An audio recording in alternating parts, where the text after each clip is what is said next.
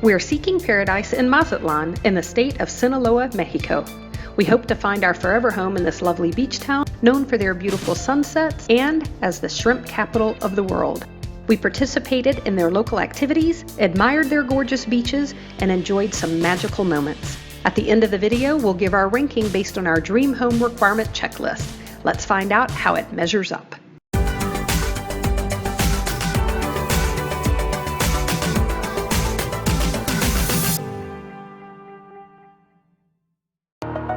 Mazatlan is in the state of Sinaloa, a lovely 5.5-hour drive from Guadalajara.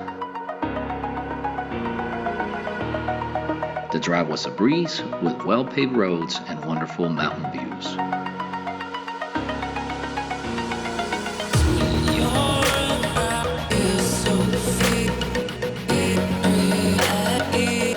We arrived to our Airbnb located at the top of the hill in El Centro. It was a traditional, picturesque home, and to our surprise, had incredible views of Mazatlan. We noticed a couple of cruise ships in port visiting during our stay.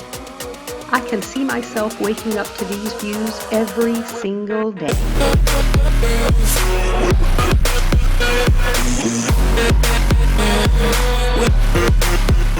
We noticed these 3 neighborhood cats gathering in front of the Airbnb that looked identical to our kitties that we had back in Virginia. Then the gorgeous house across the street was for sale. So are these some sort of signs telling us that this is paradise? Let's find out. We took a long walk down the Malecón, admired the beautiful statues along the way. We ate delicious seafood, and the ocean views were simply breathtaking.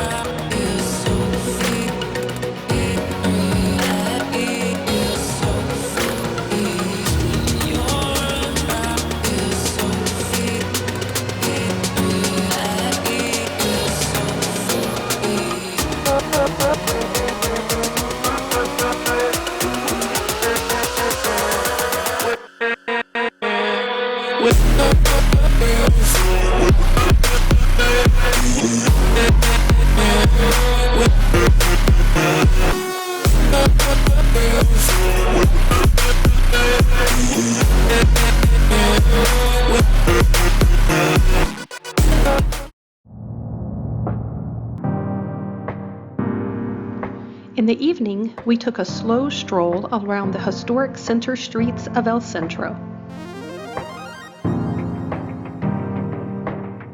The warm house colors and accent lighting cast a glow that is very romantic.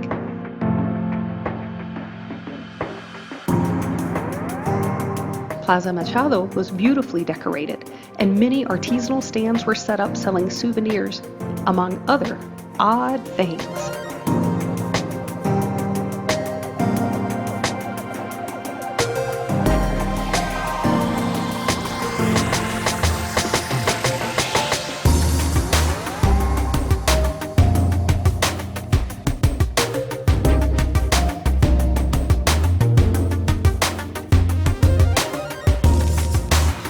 Restaurants also set up tables and entertainment on the streets surrounding the plaza with scrumptious menus from traditional Mexican offerings to international cuisine.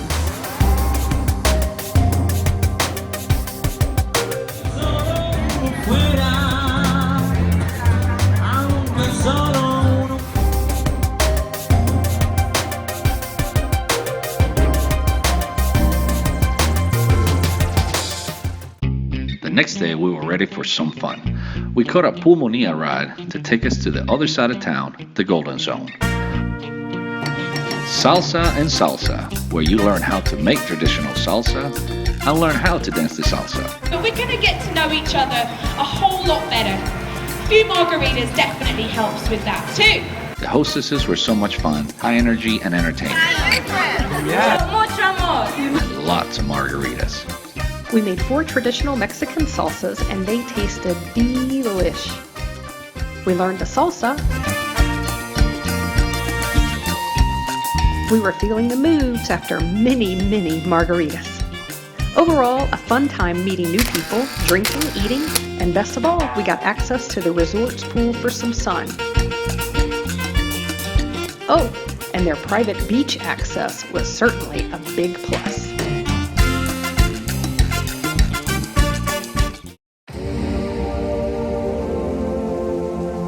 Today we were in for a treat. We headed to Las Islas de las Piedras, or Stone Island, via a water taxi that cost us about 30 pesos round trip, or $1.50 US.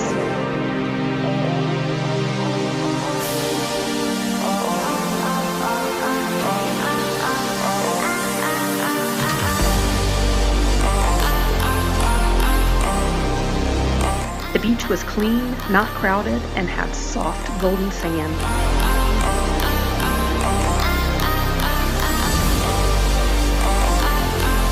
There were a few low-key beachfront restaurants, and our favorite was Letty's.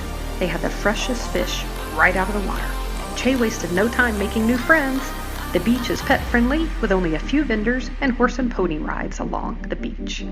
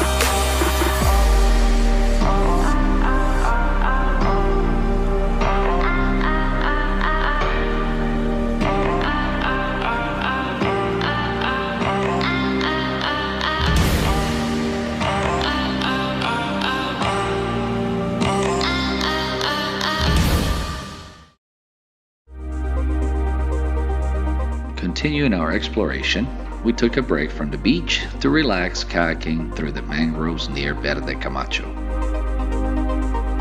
It was so peaceful and unique to go through such a natural wonder.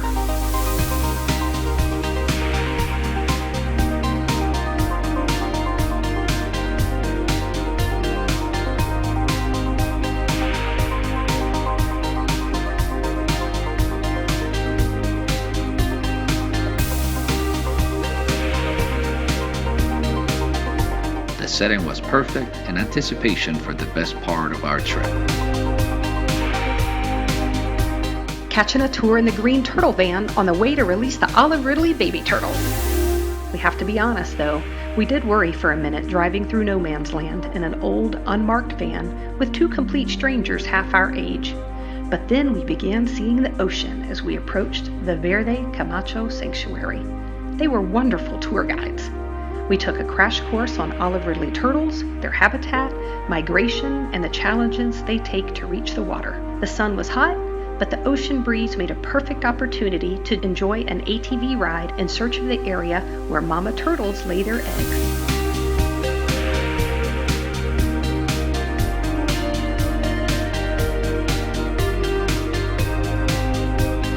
It felt awesome.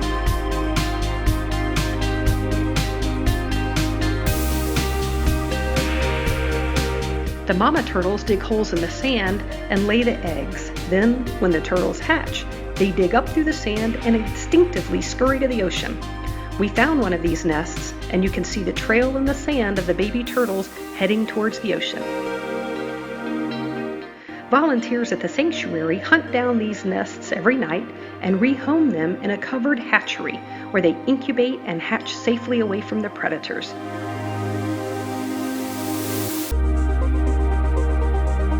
Then, they are released at an optimal time for their best chance of making it to the ocean unharmed.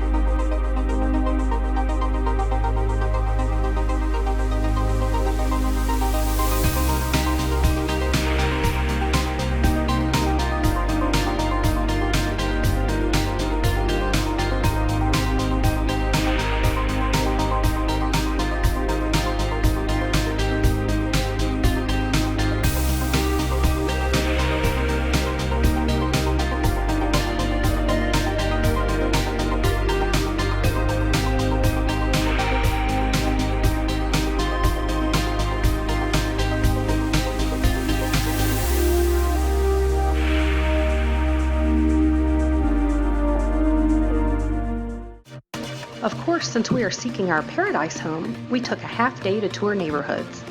We found that the Golden Zone is the most touristy area with lots of resorts, shops, and restaurants. The nearby neighborhoods were nice with gorgeous homes, yet too large for us three. Sabalo country was also nice with newer homes and many being remodeled. El Centro is the oldest area. The homes around Plaza Machado are lovely, with very expensive, narrow homes. El Cid gated golf course community had houses starting at 5 million pesos, and the Marina Real neighborhood was exceptionally beautiful and expensive. The Cerritos area is the farthest from the Golden Zone, where homes are less expensive. We had a great time in Mazatlan. We felt safe walking around during the day, at night, using the Malecón, the neighborhoods, really nice. Yeah, and the transportation was really easy there. We met a lot of tourists coming in from the cruise ships, Canadian expats that are there. There were many water activities. The food was fantastic, and the beaches were gorgeous. We made a list of our requirements and ranked Mazatlan in each category for a final score. Let's review our checklist. Starting with walkability, we gave it a 10, especially with the 13-mile Malecón. Yes, and the pulmonías, the Uber rides, that was easy transportation. Cost of living, we gave it a 9, with a great exchange rate right now, $1 to a little over 19 pesos. Yes, our lowest meal that we charged, we paid over there was about $12 for the two of us. And then the average weather, we gave a 5, and that is really based on the humidity and heat, well over 90 degrees and 90% humidity, half of the year. It gets so humid and you just can't even breathe, you know, it's too tough for us. Distance to International Airport, a 9. It's Check. About 40 minutes. Distance to the hospital and Medicare, also a 9. There were quite a few hospitals and the expats spoke well of them. Right. Price and type of homes, we gave an 8.